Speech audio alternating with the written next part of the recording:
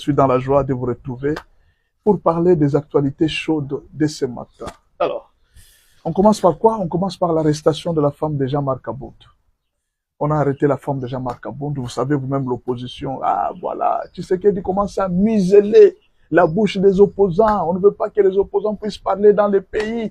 Voilà les pays de la dictature. On a arrêté la femme de Jean-Marc Aboud. C'est ça la dictature, c'est ça la dictature. Hey, opposition, grandissez.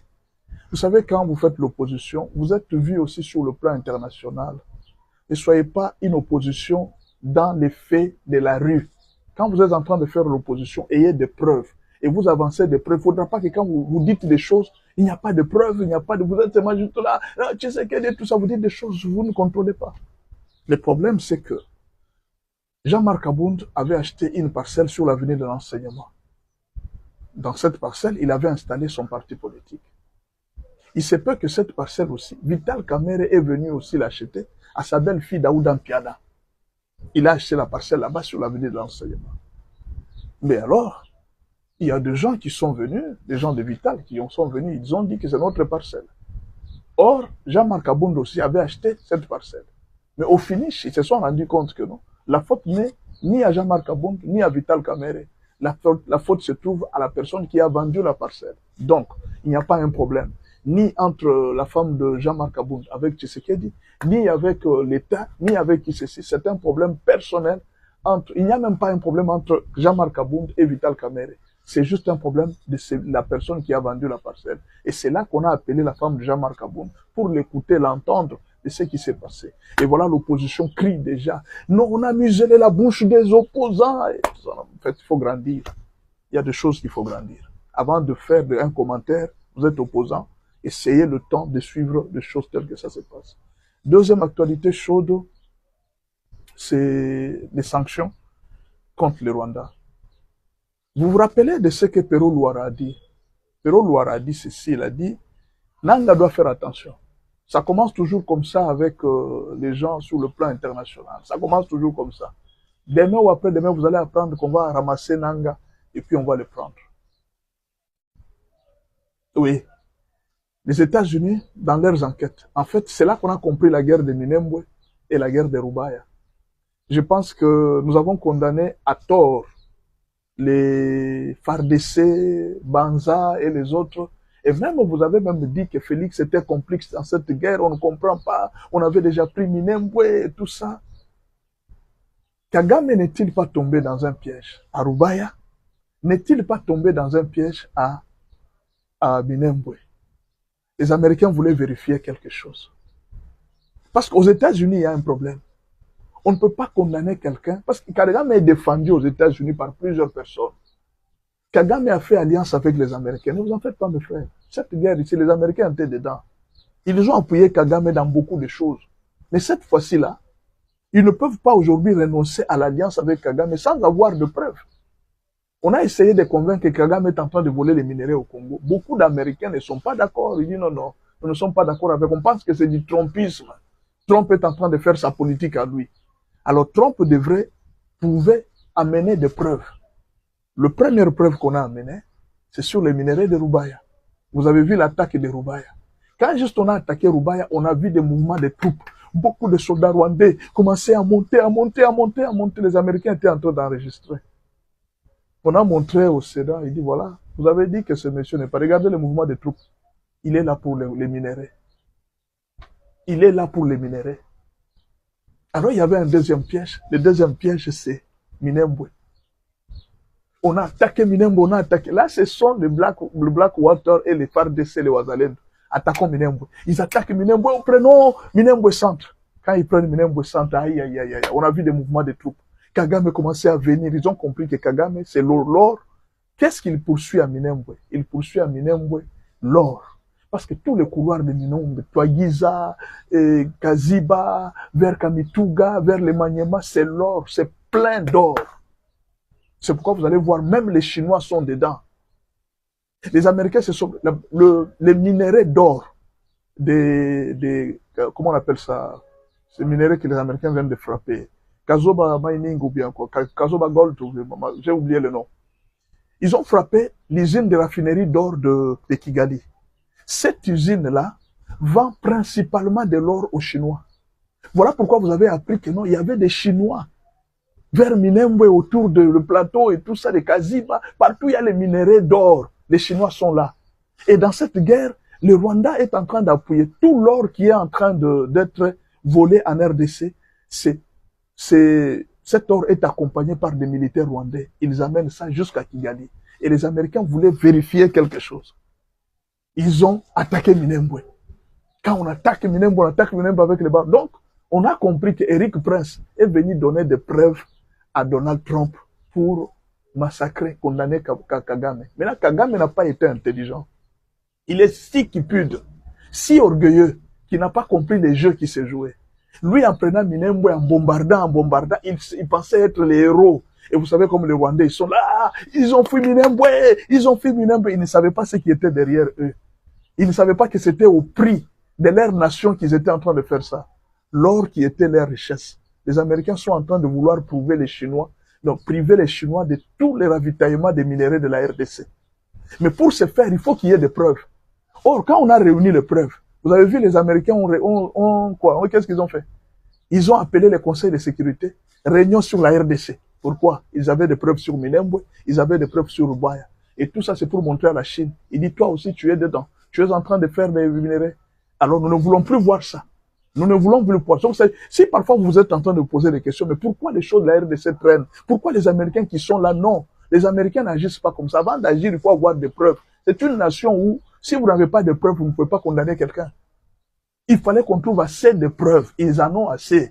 Mais il y a toujours des gens qui sont corrompus au sein de l'administration que Kagame est en train de corrompre à tout moment. Ces gens sont en train de les défendre. Alors, Trump a été obligé de pousser Kagame à bout, jusqu'à lui amener toutes les preuves possibles.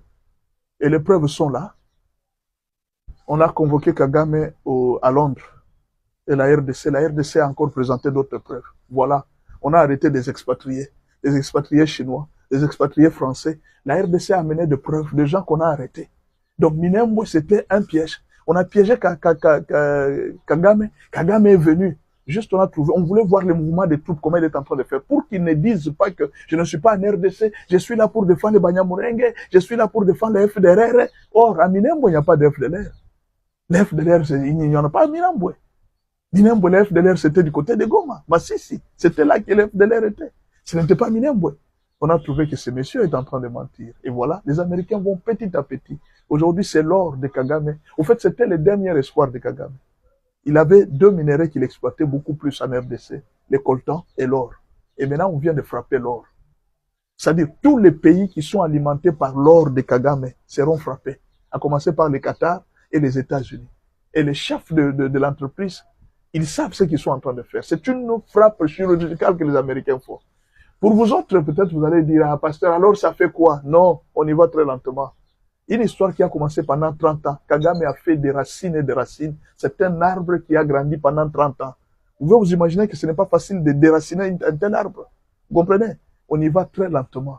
Bien sûr, vous allez dire, mais pasteur, en entendant, les gens sont en train de mourir. C'est le prix de la délivrance. C'est le prix de la souveraineté. Nous avons été humiliés dans un très grand niveau, vous n'avez pas idée. Vous allez vous rappeler ce qui s'est passé en Égypte. Il a fallu combien de plaies pour que Pharaon libère le peuple de Dieu. Donc Dieu n'était pas fort, il ne pouvait pas directement frapper Pharaon et il libère le peuple le même jour. Non. Dieu a attendu pendant 10 plaies, première plaie, deuxième plaie, troisième plaie, et Pharaon ne libère pas. Mais c'est Dieu qui est le plus puissant, c'est lui qui a le dernier mot. Pourquoi il est en train de faire comme s'il suppliait Pharaon? Vous ne comprenez pas le plan de Dieu. En entendant, pendant que nous sommes en train de nous battre, les FARDC sont en train de s'organiser. Dieu a même dit au peuple d'Israël, il dit, je ne voudrais pas vous délivrer du coup. Je vais commencer à vous délivrer petit à petit pour que vous ne les puissiez pas laisser un vide et il y aura beaucoup d'animaux sauvages qui pourront devenir vos ennemis. Et alors, je vais commencer à vous délivrer petit à petit. Au fur et à mesure que vous grandissez, au fur et à mesure que vous vous multipliez, c'est alors que je commence à vous délivrer. C'est le même plan que Dieu est en train de faire. Au fur et à mesure que les pays s'organisent, on forme des soldats, Dieu est en train de nous délivrer petit à petit. Alors, ne vous en faites pas, nous sommes dans les bons. La RDC est en train d'être libérée. Kagame a signé qu'il va libérer ses soldats d'ici le 15 juillet. Nous sommes en train d'attendre. S'il ne le fait pas, il y aura un troisième plan. Jusqu'à ce qu'il va tout perdre, comme Pharaon avait tout perdu. la troisième actualité chaude de ce matin, c'est l'ouverture de la frontière entre la RDC et le Rwanda. Les Rwandais ont finalement ouvert la frontière. Ils l'ont fermée à cause d'Ebola. Ils l'ont fermée à cause d'Ebola. Oh non, nous avons peur d'Ebola et tout ça, mais Ebola n'est pas terminé. Ebola n'est pas terminé. Il y a encore des cas. N'est-ce pas? Ebola n'est pas terminé. Il y a encore des cas d'Ebola. Mais le Rwanda a finalement été obligé d'ouvrir les frontières. Pourquoi? Il y a deux possibilités. Peut-être que le Rwanda veut commencer à quitter parce qu'on lui a dit de quitter d'ici les 15. Et on a vu avant-hier, je crois, à Londres encore, le Rwanda a signé. Il a accepté de quitter d'ici les 15. Pourquoi? Le Rwanda a fourni à la RDC et à la communauté internationale toutes les preuves.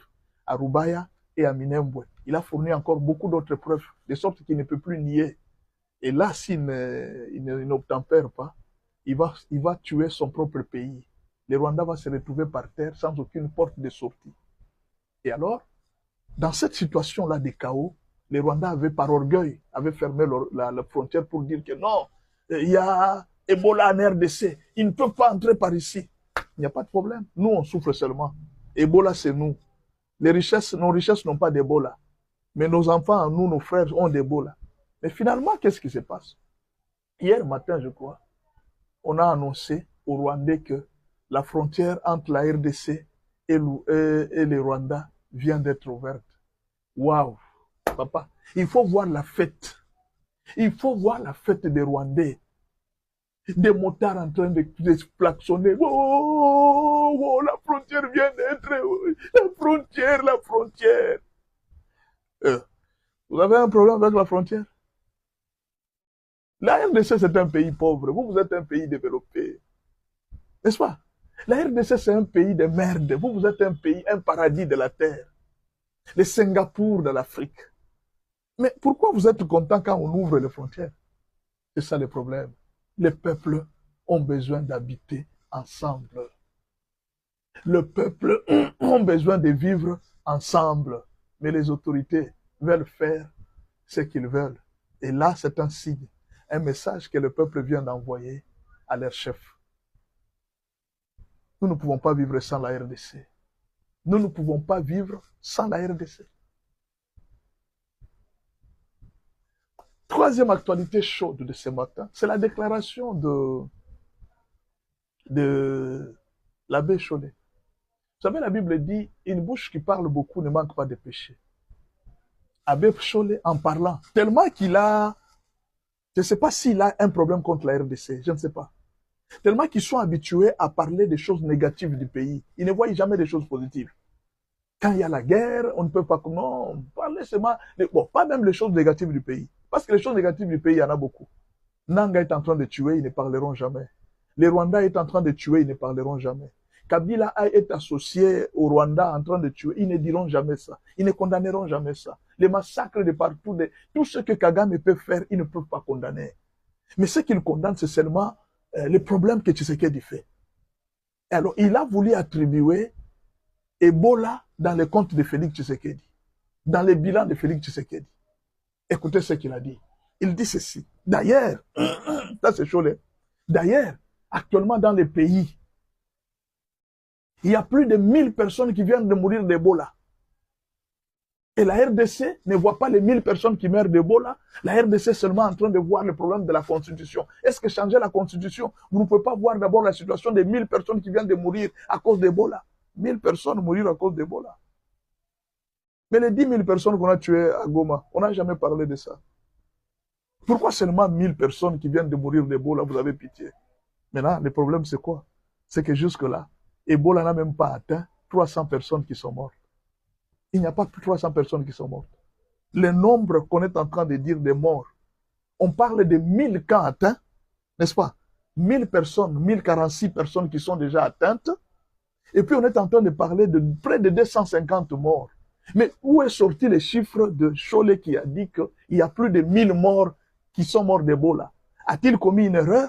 Ou bien c'était quelque chose qu'il voulait faire pour décourager tous ceux qui veulent venir investir au pays pour dire qu'au pays il y a l'Ebola, ne venez pas ici. Bon, lui-même sait. Peut-être qu'il a oublié, au lieu de parler de 250 morts, il a parlé de 1000 morts. Non, parce qu'il y a deux cas. 1000 atteints d'Ebola et 250 morts, n'est-ce pas? Mais lui a parlé de 2000 cas de personnes mortes Et le nombre d'atteints, donc ça doit être plus, n'est-ce pas? Mais alors, quelle est l'intention? Qu'est-ce qui l'a poussé à dire ça? Lui-même sait. Vous voyez? La bouche qui parle beaucoup ne manque pas de péché. Et c'est une erreur grave. Et quand on va l'interpeller pour dire, montre-nous où sont les 1000 morts, oh, vous allez dire que là, voilà, tu sais qu'il est devenu dictateur. Non, non. Il faut retenir parfois sa bouche. Il faut parler avec sagesse. L'autre cas, c'est le cas d'Olengankoi. Il a renié son compte. Il renie son compte. Dis donc, le compte Twitter, ce n'est pas mon compte. Toi, tu viens écrire. Tu as écrit qu'il y a 1000 morts. Non, qu'il y a eu 10 morts lors de la marche de Fayoulou et des sit-ins de Fayoulou. Il y a eu 10 morts et plusieurs blessés. D'accord. Monsieur Olengankoi, est-ce que tu peux venir nous prouver où sont les 10 morts? Non, ce n'est pas mon compte. Moi, j'ai été avec les Sphinx de Limité. Moi, je soutiens les actions de Félix Tshisekedi. Comment est-ce que moi, je peux commencer à aller écrire des bassesses comme ça pour dire qu'il y a eu plus de 10 morts? Non, non, ça, ce n'est pas mon compte. Il y a quelqu'un qui a piraté les comptes, certainement. Mais pourquoi quand on a publié, 2 jours, 3 jours après, il n'y a personne qui a démenti? Pourquoi fallait-il attendre seulement quand on va te convoquer pour démentir? Pourquoi alors tu n'as pas démenti pendant tous les 3 jours, 4 jours? Il fallait démentir bien avant. Les recherches sont en cours, l'enquête est en cours, on va vérifier si son compte était authentique, si c'est lui qui a fait, ou bien quelqu'un a piraté son compte. En attendant, on a donné l'ordre qu'il ne quitte pas le pays. Et c'est un conseil que je vous donne à vous tous, et je le répète toujours. Quand vous êtes sur les réseaux sociaux, ne croyez pas que vous êtes seul derrière votre téléphone. Sachez que vous êtes en train de parler au public. Quand vous êtes en train de commenter, ne croyez pas que vous êtes seul derrière votre téléphone. Sachez que vous êtes en train de commenter en public. Tout commentaire, toute parole que vous sortez, un jour peut vous coûter cher. Soyez sage avec les réseaux sociaux. N'utilisez pas n'importe quoi, ne lisez pas n'importe quoi. Un jour, vous serez jugé. Un jour, même quand vous êtes en train de faire les audios, vous parlez des gens, faites attention. Actuellement, même les audios sur WhatsApp commencent à être contrôlés.